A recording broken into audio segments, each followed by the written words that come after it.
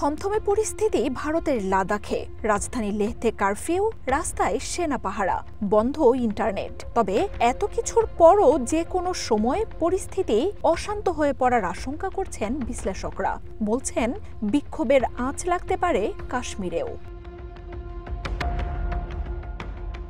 শুক্রবার জেনজি আন্দোলনের উস্কানির অভিযোগে গ্রেপ্তার করা হয় শিক্ষাবিদ ও পরিবেশকর্মী সোনম ওয়াংচুককে। জাতীয় নিরাপত্তা আইনে গ্রেপ্তার করা হয় এই অধিকার কর্মীকে। লাদাখ থেকে তাকে সরিয়ে নেওয়া হয়েছে রাজস্থানের যোধপুর কারাগারে। নরেন্দ্র মোদীর প্রশাসন বলছে, লাদাখের স্বাভাবিক অবস্থা ফেরাতে ওয়াংচুকের গ্রেপ্তার জরুরি ছিল।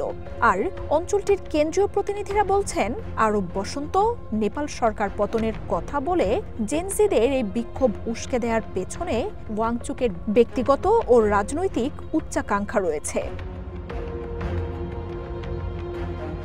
সহিংসতায় জড়িতদের ধরতে বাড়িতে বাড়িতে তল্লাশি চালাচ্ছে আইন শৃঙ্খলা বাহিনী। তবে তাতে অঞ্চলটিতে শান্তি ফেরার সম্ভাবনা দেখা যাচ্ছে না। সোনম ওয়াংচুকের গ্রেপ্তার নিয়ে মোদির বিরুদ্ধে সরব হচ্ছে বিরোধী দলগুলোও।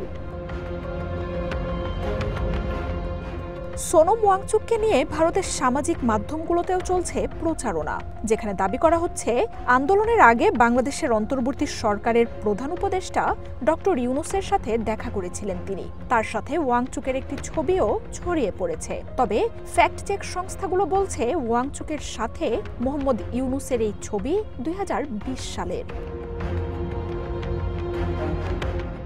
সোনম ওয়াংচুকের পাকিস্তান সফর নিয়েও তৎপর হয়ে উঠেছে মোদী সরকার। যদিও জাতিসংঘের পরিবেশ বিষয়ক এক সম্মেলনে ভারতের অন্য প্রতিনিধিদের সাথেই সেখানে যাওয়ার কথা জানিয়েছেন ওয়াংচুক।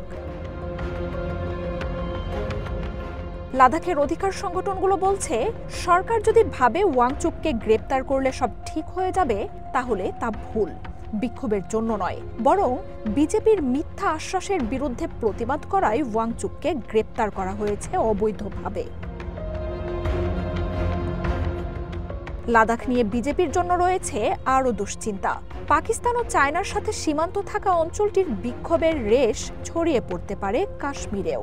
বিশ্লেষকরা বলছেন, জম্মু কাশ্মীরের তরুণরা লাদাখ পরিস্থিতি গভীরভাবে পর্যবেক্ষণ করছে। মার্জিয়া উপমা, ওয়ান ইন্টারন্যাশনাল ডেস্ক।